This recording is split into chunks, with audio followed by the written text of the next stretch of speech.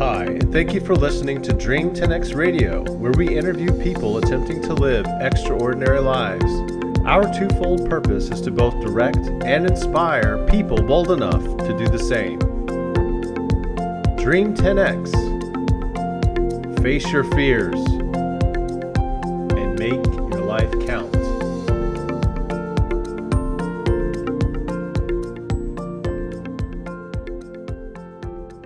Hey, Dream 10X, welcome to episode 25. This is your boy JC. And Dr. Cynthia Capel. And we are here with my friend and rowing companion and author, David Moore Robinson. Welcome, David. It's great to have you on our podcast. Hey, guys. Thank you so much for having me on. So, Dave, I just finished reading your book. You just came out with a book called My Unremarkable Brain. Yes, sir. And I loved it, and I'd love to share some of my stories related to some of the things you talked about in this book. But before we get into that, I would love to hear what led up to you actually writing this book. Oh, well, thank you so much. Thank you so much. So, a little bit of the background of how I came to write a book to begin with. I have a background as a writer. I have a Master of Fine Arts in creative writing, and I've always written fiction, short fiction mostly. So I've had a few publications here and there, and little literary magazines. But I've always wanted to write a book. It's always sort of been a dream of mine to do a book length piece of work, and I've tried my hand at novels a couple of times. I have a few novels in the drawer that are probably 150 pages in that just sort of ran out of gas, and gave up on. But just a little over a year ago, my wife Judy, from whom all good things come. Is that what we're supposed to say? All right. Exactly. No, she got an email from a classmate of hers from a graduate program that was about this book writing class, and she forwarded it to me. She said, you've always kind of wanted to write a book, had it in the back of my mind. So I looked at it and I was like, what is this? Is this some kind of a scam? It's, write a book in a year. Like, first of all, I've banged my head against the wall trying to write books for much longer than that. But I checked the guy out, looked at him online. It was a guy named Eric Custer. And he runs what he calls the Creator Institute, and so it was through this program, and essentially, so I thought, well, what can I lose? I'll give the guy a call. So I called him up, and one of the things that he said was that was interesting to me is he said, lots of people tried to write a book, about 98% of them fail. And I said, well, okay, so at least I'm in good company for one thing, you know what I mean? But he said the reason they fail is that they think of writing as a solo activity. And I said, that's interesting. And I thought, that jived with me. You always have the image of some, mad writer sitting alone at his typewriter in some cabin somewhere, pecking away, trying to do this thing. And he said, that's where people go wrong, that you really need the community, the support of other writers, right, editors, other people in part of the process from the very beginning. And I said, I'm not sure how I feel about that, but all right, let me give it a shot. So I did. So I signed up, and really, really terrific program. I can't speak highly enough about him and what he's put together. I mean, it's basically a year-long class where he kind of takes you through the steps of gathering information and doing interviews and putting it all together. And he pairs you up with an editor. And, from there, he actually has a relationship with a printing press called New Degree Press. So you actually can follow this through all the way to publication. And so that's what I did, and sort of this opportunity, I decided to push myself out of my comfort zone a little bit, Hmm. and write nonfiction. Like I said, I'd always written fiction more, Uh-huh. but I said, I sat there, and really the first part of the process, of course, is you got to figure out what you're going to write about, right? Right. Um, and which actually is not required before you start the program. You go through sort of, okay, what are your hobbies? What do you like to read about? What do you like to learn about? What do you like Right. to talk about? So I went back and forth on a number of topics, but the thing I kept coming back to was this journey that I've been on for the last several years, just really exploring the idea of food and health, Hmm. and um, what has been 3-4 year journey probably now, into exploring the relationship between food and health, and more particularly brain health. And so that's where the direction that I started to go. And so yeah, it's been a wild process. I mean, 2020 was by all accounts a horrible year, for most everything. But it turned out it was a good year to write a book, because because I was stuck at home, and so were a lot of other people, and so I was able to really reach out and connect with some of the top minds and the top thinkers, the thought leaders in the low carb diet space, and interview them, and get their ideas, and incorporate all of that into this book. Mm-hmm. I would love to hear more about your ACR connection and how that was such a strong influence for the start of it. ACR being Alexandria Community Rowing. So yeah, the book is in three parts. The first part is called The Fat Fueled Body. Second part, The Fat Fueled Brain, and the third part is The Fat Fueled Life. So it really starts with it follows in a way my own journey, which started with the idea of just looking into diet as a way to lose weight. And as I tell in the book, I was a college athlete.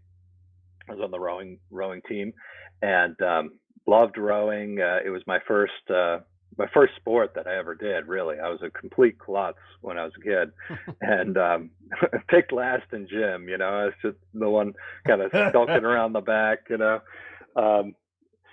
throwing dodgeballs in my head nonstop. Um, so the idea of playing a sport was the most foreign thing to me. But my freshman year, some woman, a young girl, grabbed me on the quad and said, "Oh, you should row. You should row." She was on the rowing team, and I said, "Well, I guess I could try that." And That's all it sure, takes is a woman grabbing you to pull you into something. exactly. You may be picking up a theme here.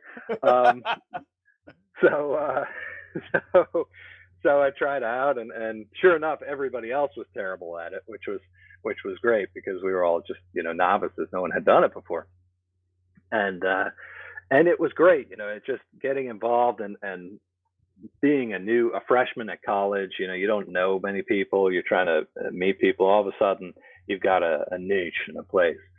Um, so that was a major part of my 4 years of college. Fast forward about 20 years. Well, or so. what college was this? Sorry to interrupt. I went to Notre Dame. Okay. I went to Notre Notre Dame Dame in rowing. Indiana. Yep. Cool. Um, and a lot of fun. We were a club program. We had no funding. We had Yeah. a part-time coach who was sort of this old retired Navy guy who would drive around with a can of beer in the boat and just yell at us. Yell strange platitudes. He once told us. He once told our heavyweight boat. He said, "Well, you beat the lightweights by about 10 seconds, but that's kind of like peeing in a dark suit. Gives you a warm feeling inside, but nobody notices." That's awesome. So, these are some of the role models of my formative years, and I can relate to that too. yeah. That's awesome. So, but he was a great guy. It was a great group of people. We were just a group of misfits, and we'd spend drive 16 hours on a weekend in a stinky van, full of 15 people to go to race in Boston or something, and Drinking the whole way. yeah, telling stories and being stupid, and and get our butts kicked on the race course, and then we turn around and go back. Yeah. So really time of my life as far as and the height of my athletic career, but and after college I tried to keep up with it a little bit. I lived in Philadelphia. There's some really good rowing clubs there, which were very competitive. I joined a Penn AC is the club that I joined there. Never heard of it. Never heard of it. And, yeah, they had a pretty strong, men's league program, and a lot of the guys were home on summer break, or they were aspiring Olympians who were basically rowing, nonstop, and I was at my first job, and I was working at a public relations firm in Philly. Oh, really? And yeah, we were trying to do that thing, start out my career, and then in the morning and in the evening trying to make it to practice. And after a year of that, I remember I went. It was late August. I think we had just come back from club nationals, and I went to the ATM, and I was completely out of money, and I had also just bankrupted any leave time that I had. I had taken a bunch of unpaid leave so I could row. Oh, and I was like, well, this is ridiculous. This isn't working out. Yeah. So that was pretty much it for my rowing career. That and I had an accident with a high school girls 4 in a single, so that also put a damper on things. Yeah, I was going. You know those 2 bridges, the 2 last bridges as you're getting toward Boathouse Row. Yeah. And that's kind of that funny angle. I was coming down one way; they were coming up the other way through the wrong span. Oh. And all of a sudden, I hear screaming, and wait up! So I turn around, and sure enough, their bow had crossed over the front of the bow of the single I was rowing. Through the coaming kind of got the bow ball kind of got held up on the coaming, so the point of their bow made it all the way through and into my left butt cheek, as a matter of fact. Man. I went down and I saw it was stuck on my spandex shorts. I was like, well, that's strange. Pulled it off. I'm bleeding all over the place. Oh. Managed, got back to the club, managed to paddle the thing back, and got yelled at by the dock master. Managed to get back home, where I was living not too far from there, and my roommate, as it happened, was a med student, and he said, well, I could take you to the hospital, or I could go and grab some stitches and we can get you patched up. And I said, where's the bourbon? So that was the ignominious end of my rowing career. Anyway, fast forward a good 20 years and a good 50, 60 pounds. Was it 20-year hiatus? Yeah. Really? Okay. It was because nearly that, because I was 39 now. Yeah, so it was maybe 18 years. So I was about 39 and kind of out running with the dog, and I ran by this big blue boathouse. And I said, I wonder what goes on there, So I looked into it, and Alexandria Community Rowing. Yes, yes. House of Sweet Pain. A sweet, sweet pain. And yeah, found my way to the right person.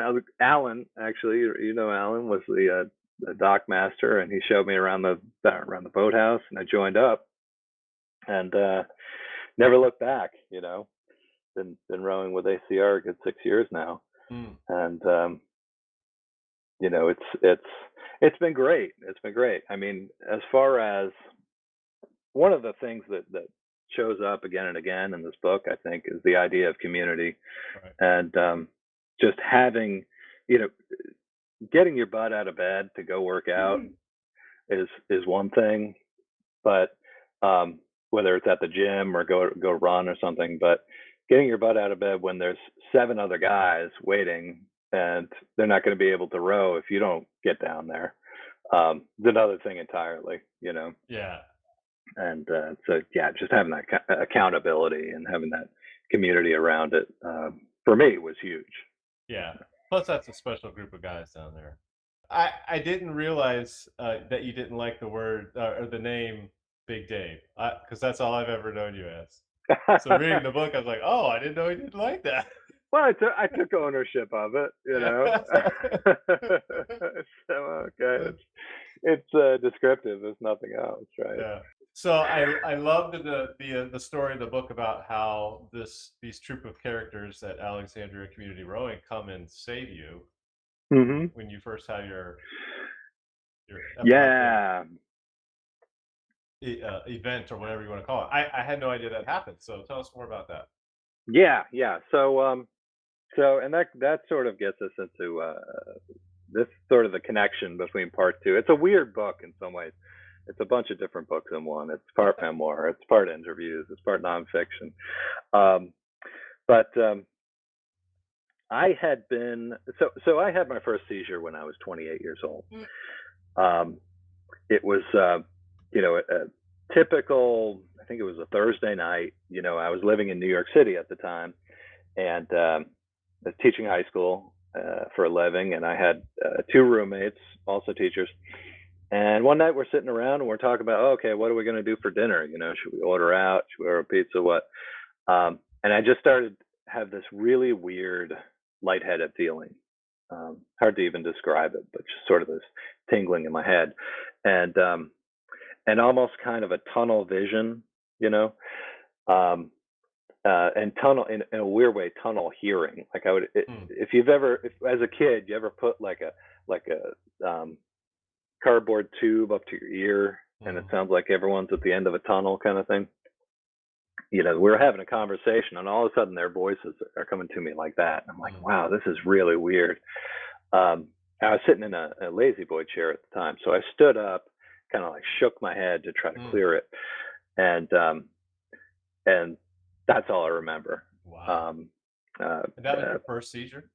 That was my very first seizure. Yeah, yeah.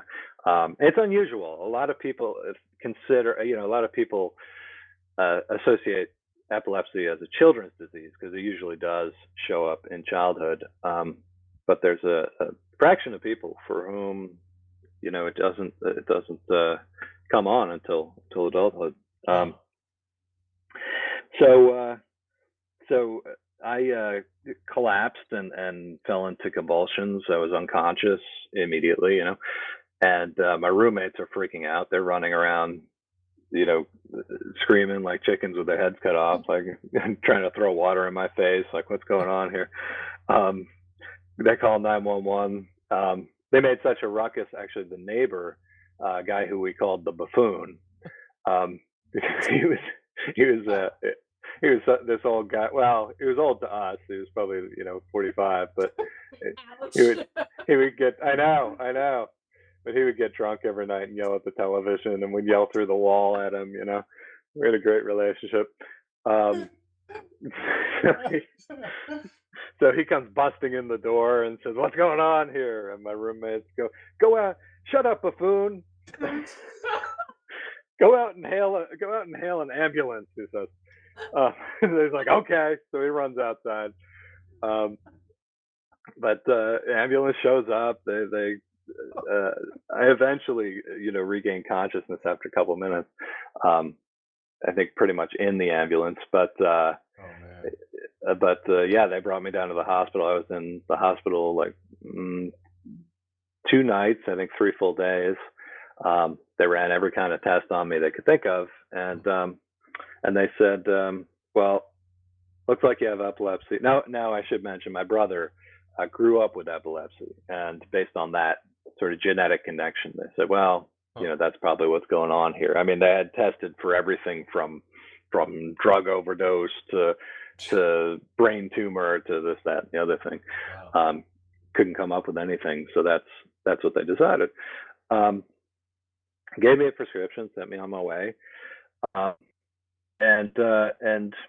I was good to go. And aside from one other seizure 2 years later, when I tried to wean off the medication, as per the protocol, then I had a seizure again. So back on the medication, and that was status quo for over 10 years. Wow.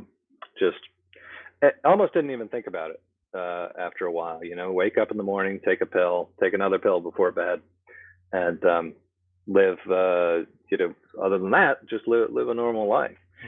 And so, that's all sort of background to what's going on with, as I say, finding my way back to rowing and my career and, getting married and all these things, that normal life going on. That is until 2017. And so in 2017, as you mentioned, I've been rowing for several years, so had some good friendships there. And for one weekend during the summer, I went up to New York to go camping with my brother, my other brother. This is not the same one, but he and I spent the weekend hanging out, drinking beer, eating hot dogs, the usual kind of thing, and that Sunday, I was driving back, and I was in the middle of rural Pennsylvania, driving back here to the DC area. Started to feel that same funny feeling in my head. Were you still taking the meds at this time? Yes. Yeah. Yeah. Every year or so. I mean, at that point, I would visit my neurologist once a year. He'd do some blood tests. As he said, are you coming by to wave and then head on your way? And I said, yeah, that's pretty much it. I mean, we do an appointment, we do some blood work. Yep, everything looks good. Here's your prescription refill. Off you go. Once in a while, he would mention, did I want to try weaning off of medication? And I'd think, well, let's not rock the boat here. If it's working, let's stick with it. The side effects weren't too bad, and I felt okay. So we went on that way. So 2017, and I'm driving back from this trip, and I, out of nowhere, start to feel that same feeling, lightheaded. I'm listening to the radio, some classic rock, and I can actually hear another song playing on top of it. Really? Yeah, and I'm sort of like, well, that's weird. Something wrong. At first, I thought, I'm moving from one area to the other. How sometimes you get two radio stations. Yeah. And so I'm playing with the radio. I'm turning it off, and one of the songs is still going, and I'm like, uh-oh. And it's just as plain as day as you were listening to the radio.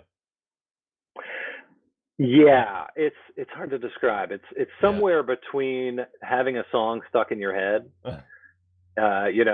Like you get some stupid song stuck in your head and it keeps coming back, and actually hearing it. It's this sort of, they call it an auditory hallucination. And so I could tell it wasn't really there, but couldn't make it go away either. And so I pulled the car to the side of the road, and next thing I know, once again, I'm waking up in an ambulance. No kidding.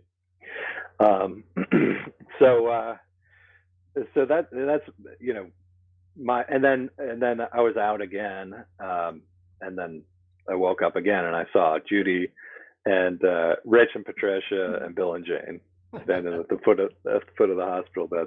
Wow. Mm-hmm. Yeah, so the more interesting side of the story in some ways was Judy, who was home for the weekend, and like I said, I was away, and I had texted her shortly before then, said, yeah, checking in, I'm on my way, everything's fine. And then she gets a call, and they say, is this Judy Robinson? And she says, yes. Who is this? And I said, your husband's been in an accident. And she says, well, is he okay? And they're like, we need you to come get him. And she's saying, well, is he okay? And they're like, well, we can't tell you, but we need you to come get him. What? So, yeah, it's just the craziest thing, you know. Was this So the she's like- hospital or the police? And I believe this was the police. This was the chief of police and the sheriff in the area, I believe it was. Huh. Yeah, kind of strange.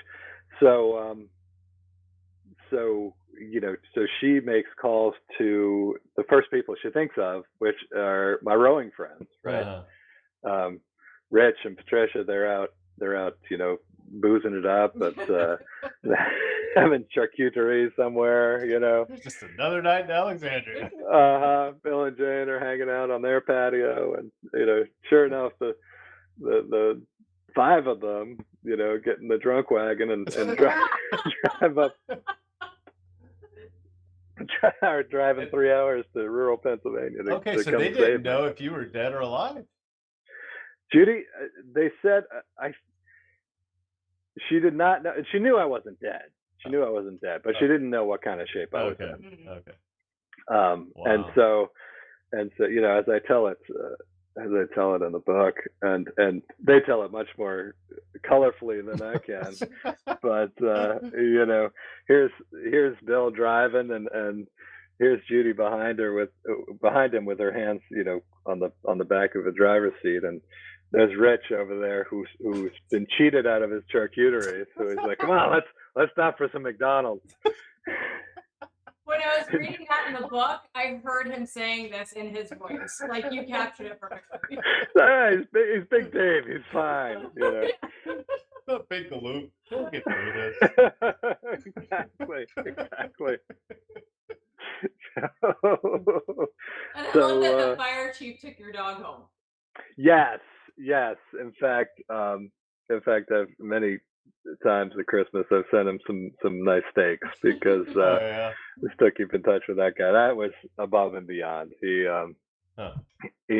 rescued the dog and brought him back to his house, and Jake would just play with the other dogs and running around the pool and stuff. So he was having the adventure of his life. But yeah, again, you guys know Rich, and the way Rich tells it, Jake is jumping in the driver's seat and trying to take control of the wheel, and going, "Hold on, Dave," which may have happened. I don't know. You should have put that in the book. That's frustrating. One of the great stories of my life. I wasn't really there for it, Yeah. but what are you gonna do? So, Wow. so yeah, I mean, as you can see, Rich shows up a couple of times in the book, and my rowing buddies and that community Right. has been really a huge part of this journey. Yeah, that's awesome. And Um, so those 10 years where you were taking medication for your epilepsy, did any of those doctors ever mention potential of diet helping your situation? Not one doctor that I saw mentioned diet. It's interesting. In fact, the only way that I discovered this connection was that I was again researching the low carb diet for my weight, for my body, and became really interested in it and started listening to lots of podcasts, reading books and things like that.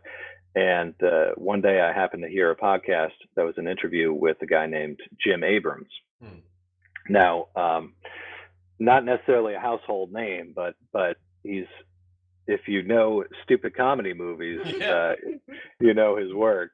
He's 1/3 of the Zucker Abrams Zucker Zaz team, who was behind The Naked Gun, Yeah. Airplane. Yeah. Some great comedy movies, and that were really a seminal part of my upbringing in adolescent boyhood. Um, so one day, he's on this podcast, and I hear about his story, which is really fascinating, about how he discovered the ketogenic diet as a therapy for epilepsy for his son. His son Charlie was a year and a half old, started having seizures, one or two here or there, and then all of a sudden he's having 12, 15 seizures a day. This poor kid. And they brought him to every specialist they could find. They brought him to, and of course, this guy's a huge Hollywood producer, so he can, as he'll tell you, he's spared no expense. He's flying the kid to Boston. He's flying to L.A. to, all over the country to see these specialists. They tried medications on top of medications. They tried one surgery, and that didn't do anything. They were talking about another surgery that would essentially be cut out his frontal lobe. Basically, yeah, exactly. Basically a lobotomy. Yeah, and he happened to be, looking at, and so he was trying to figure out. Actually, at the time, he was trying to figure out, well, what would life be like for Charlie after this surgery? Will we ever get our son back? Those sorts of things. And he happens upon this thing, ketogenic diet, in the index of an old textbook in the medical library, and looks it up and runs up to his doctor, says, what about this? What about this diet? And the doctor's like, yeah, no, we don't really do that here. And so he did. He started looking around. He found actually the one doctor in America who still administered the diet as a treatment, a guy named John Friedman at Johns Hopkins. They flew out to see him, got him on the diet, and sure enough, within 2 years, he was seizure free. Another year, he went off the diet, and Charlie's an adult now. He's a teacher. He's never had a seizure since. And so really, really touching story. And Jim has sort of found a second career in some ways as an advocate for epilepsy, and particularly for the ketogenic diet. He founded a foundation called the Charlie Foundation, named for his son, of course. And really, without, many doctors will tell you this, without Jim Abrams, the ketogenic diet therapy would not be around today. Interesting. Because he just did not only patient advocacy, but finding funding for and grants for research, and which got more doctors interested in it, and more studies done, and so and more books published. He actually funded the publication of pretty much the first book for Guide to the Ketogenic Diet for Parents. And so he was really sort of the keeper of the flame in some ways. What's really interesting to me about this story is he's the only one who had the motivation to really think outside of the box in terms of troubleshooting a health system to figure out how to solve a problem for his son. And he couldn't get that from anybody in the medical community. Yeah, it is really interesting. I mean, there's sort of this, I don't know, not to disparage doctors. I mean, and medicine, obviously, medication. I'm still on medication. I should mention that, I am, and it's worked for me in many ways. But there seem to be these standards of care, and if you're a doctor, you don't deviate from the standard of care, or else you put your own career in jeopardy. Oh, interesting. Right.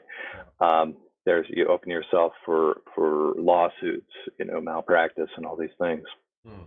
And so some of the doctors that I've talked to have talked about this, that they're really, they can't not do this because they know it works and they know it's the best way to go, but they can't, they do so very cautiously. Charlie's case happened in the early 90s, and so it's been 25 years or so, and there's been just exponential growth in the ketogenic diet for epilepsy, and the number of studies have skyrocketed. It's become more and more commonplace, and it's still considered in the standard of care. It's still considered a last resort. In other words, try every medication you can, and if that doesn't work, try surgery if you can, and if that doesn't work, then try diet. Which to me is very interesting. It tells you a lot about the mentality, I think, of traditional medicine. That if we've got something that's simple and straightforward, that's what we want to go with. Diet is kind of messy. It's kind of you have to trust the patient to do it. Okay. Whereas, take this pill and go on your way. It's much easier to control from a practitioner standpoint. At least that's the way I read it. Again, I'm not a doctor, and I should probably mention up front, I'm not a doctor. I'm not any kind of a guru or anything. None of this is medical advice, all that good stuff. But yeah, just the story of this diet was really interesting to me. I had a lot of fun writing the chapter that was the history of the ketogenic diet. Yeah, you provide story after story about how diet has helped or seemed to help so many people struggling with epilepsy. This high fat, low carb diet, right? Yeah, that's right. And I try to give a little bit of the science of it in the book. Again, from my layman's perspective, the essence of it is that you can fuel the brain one of two ways. You can fuel the brain with carbohydrates or with fats. And fats, they say, and interestingly, they still don't really know 100% why this is the case, but fats as a fuel are less excitatory in the brain. It's less likely to, the brain is less likely to go into a seizure when it's being fueled on fat. And as far as efficacy, this has been known since the 1920s. The first study on epilepsy and ketogenic diet came out in 1921. 100 years old now. I call it the 100-year fad diet in my book. But even today, it's likely that it works in several different ways, through several different pathways, metabolic pathways in the brain, which is why they have sort of a hard time pinning down exactly A plus B equals C. And that's what, when I talked to Dr. Eric Kossoff, who's one of the leading figures in epilepsy and the ketogenic diet in children, he said he suspects that's one of the reasons that people have trouble adopting it and accepting it more widely. That it's not a very simple, do this, it leads to that, and therefore everything is fine. So, okay, diet is really powerful, and partnering with that is mindset. So, in the beginning of the book, you mentioned The Joy of Movement by Kelly McGonigal, and by the way, that's one of my favorite books. So I was like, yes, she's amazing. And she, a lot of neuroscience research shows that movement helps create new neural pathways and really helps make the brain healthy. And Kelly McGonigal really focuses on that mind-body connection in relation to movement. And then later in the book, and to create a healthy, positive mindset. Yeah. And then later in the book, you talk about Daniel Martin, who talks about the mindset being the whole experience of positive thinking and spirituality to help with that holistic view of yourself. So I ask you kind of twofold question. What kind of things do you do to main to be sure and maintain positivity, and how has movement helped with that? Great question. So so several things, I mean, and I agree. I couldn't agree more that movement is a huge part of positivity, of outlook. I can definitely feel it when I've gone too long without working out. I feel it in my body, and I feel it in my mood. Um, so it's been difficult during lockdown, and I will say that. I ended up buying an erg over here, a rowing machine, so I can get on there and at least do some meters after work. Uh, but I do find that physical exercise is just a way of shaking out the stresses of the day. Shaking out the worries, the tensions that build up over the course of the day. Um, I have to admit that there are some nice things about working from home, and teaching from home, but sitting in front of a computer all day, staring at a Zoom screen, it's driving me batty. It just drives me up the wall. Um, and so just trying to break up the day with some movement breaks, take a walk and get out in the backyard, maybe do some push-ups or jumping jacks, just to get the blood flowing again. Um, I think it's huge. More so than, and I've been practicing meditation a couple of years now. That's helpful too, in sort of becoming grounded. But I agree with you that nothing beats movement as far as like that grounding experience. So have you found it's helped you in your daily life and activity and helping to keep a positive mindset going forward? And has it helped you with maintaining a keto diet, for example, that mind body connection? Yes, yes, that too. It's you know, there's a certain I think you develop a certain body sense, if that makes sense, um, where you can feel. Well, for example, if I go off the rails one night and you know there's cupcakes in there or something, and I get in there and start munching on them, I'll feel it in my body the next day during a workout for sure. Um, Not so much that I've put on a bunch of weight and I'm hauling it around, but I do feel that sluggishness in my joints and my muscles, you know. So it keeps you honest in that certain way, but I think it works in the reverse as well. Um, in the reverse way, you know, by getting a workout in, and like I say, I usually work out after work. It's sort of my transition from the workday into the evening. Um, it brings that physical health and wellness to the top of mind before I start making dinner. Um, and so, I can. It's a kind of a reminder to me of what I'm doing here, Hmm. which is easy to lose sight of in the world we live in. To be low carb in the world now is to be sort of countercultural in this weird way. Yeah, physical activity has always been like obvious to me. Like that you got to be physically active to stay healthy. What hasn't been obvious to me was diet.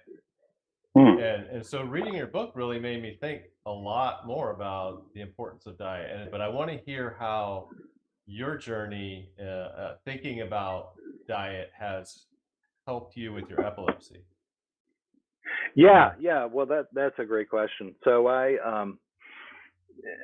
I got on this diet, and like I say, I didn't just go it alone. I found a doctor who's a practitioner and uses diet as part of the therapy.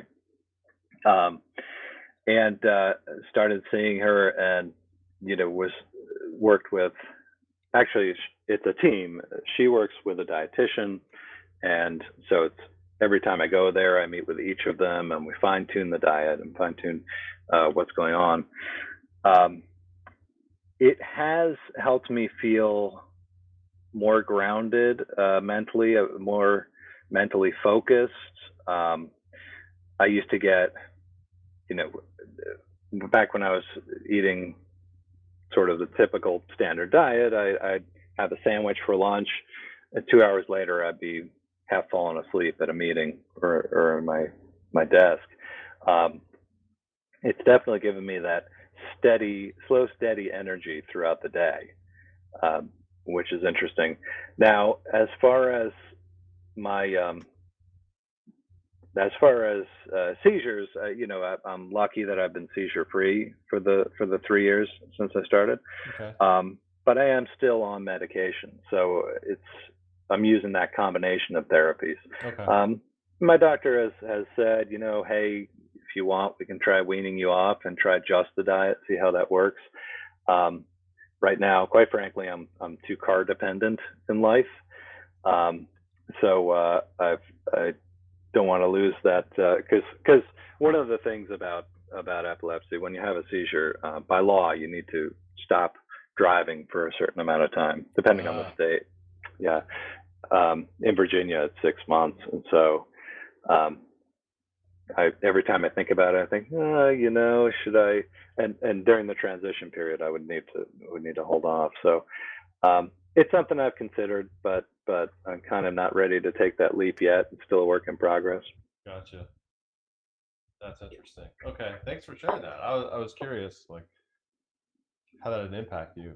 And I mean, I kind of want to share a really personal story because of the idea about diet and how that can affect your health is really important, I think, because I like I said, I never really thought about it Mm-hmm. until I read your book, and but it reminded me of some experimentation that I'd done on myself. Mm-hmm. I really liked your line about Hippocrates and how he said, "Let food be thy medicine," Yeah. and the kind of the aspect of how fasting is good for you as well, on many different levels. Mm-hmm. Mm-hmm. When I went through puberty, I had really bad acne, like Okay. all over my body, like really, really bad. Oh And man. going through college, it just got worse. Mm-hmm. And after I graduated, I'm like, dude, I gotta figure this out. Like, I'm never gonna get a girlfriend if I can't get this under control.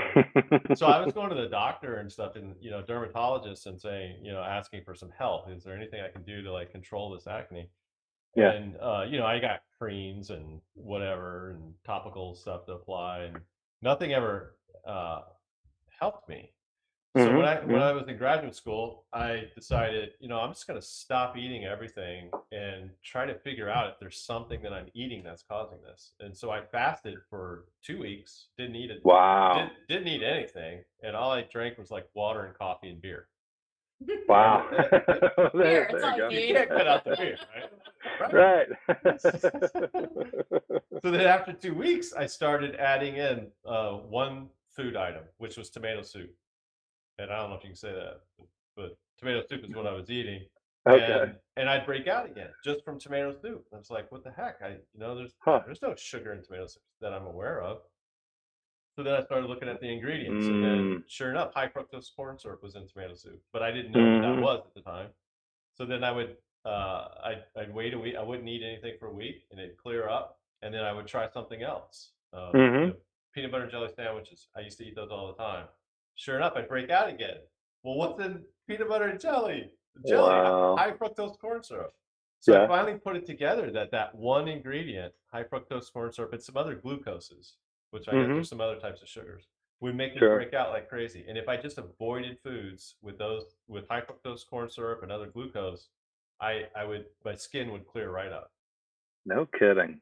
And so when I read your book about the importance of diet and treating, it's not acne is not a serious disease, but it definitely affects your body, what you eat.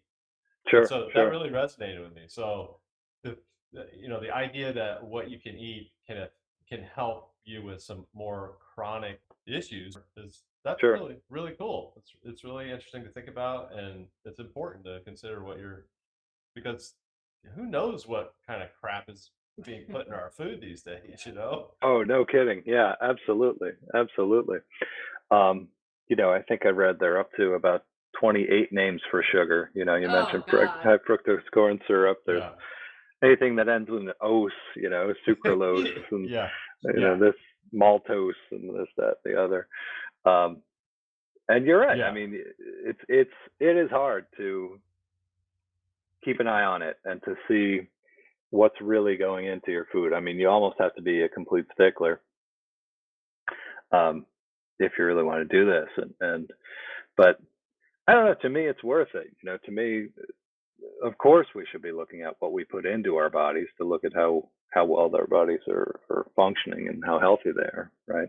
Yeah. It's just like you said, sometimes it's difficult to control that or whatever. Sure. Sure.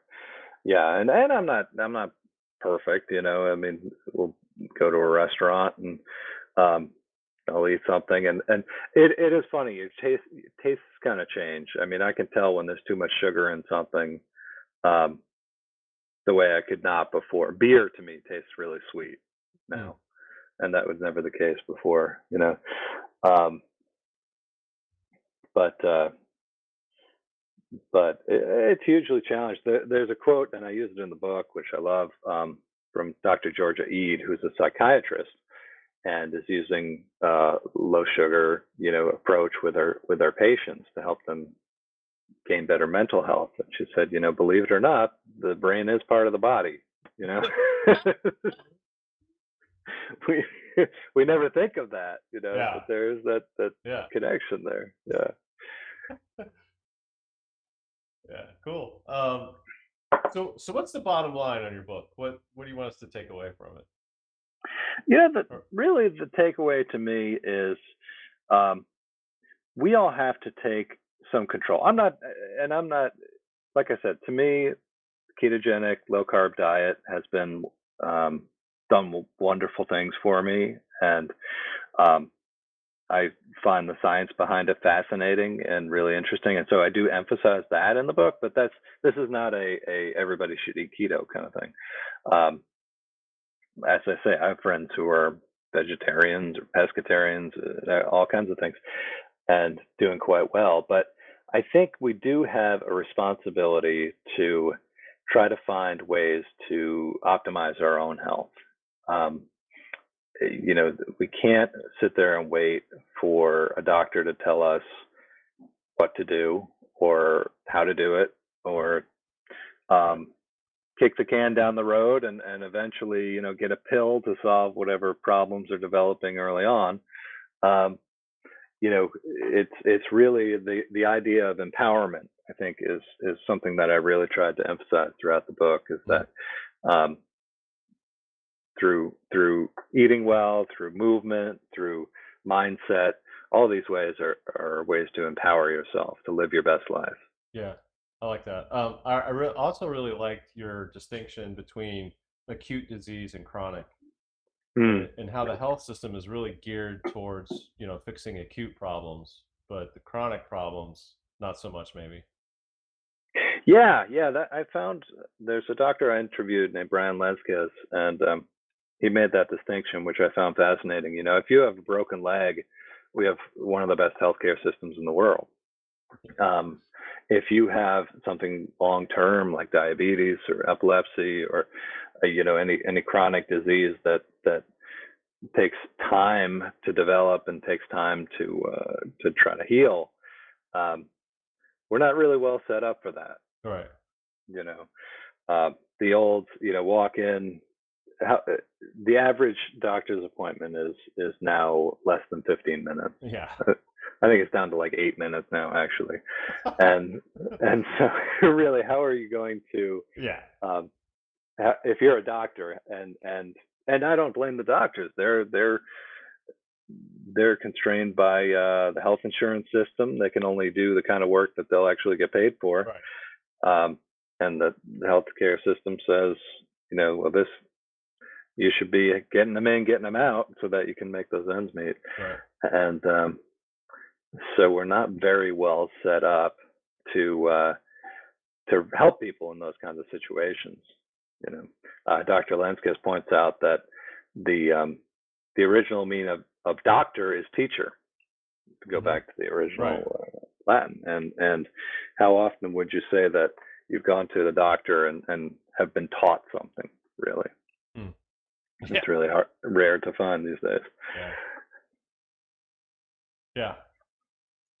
So I really enjoyed your book. It really got me thinking, and like I said, Thank you. Going back to when I was younger and trying to figure things out on my own, and that anecdote about Jillian Zalos and how she was doing a kind of similar experimentation with her diet, that really resonated with me as well. So yeah, she's terrific. So yeah, I mean, that's been the best thing about this book. It's just the opportunity to connect with some really wonderful people, really inspirational people, and they were kind enough to lend me their stories so that I can put them together and put them out in the world. Yeah, love it. One other thing I wanted to ask you about your book cover, about the walnut that looks like yes. How did that come about? It's funny because it just occurred to me one day. I was casting around for images, and walnuts are actually a low carb, high fat food, so it works on that level. But it also kind of looks like a brain, and I'm probably about to scale of my actual brain. So I think it's pretty good in that way. That's perfect. Yeah, that story at the beginning where you get that report back to the doctor says, "You have an unremarkable brain." Yeah, thank you very much. Thank you, Captain Obvious.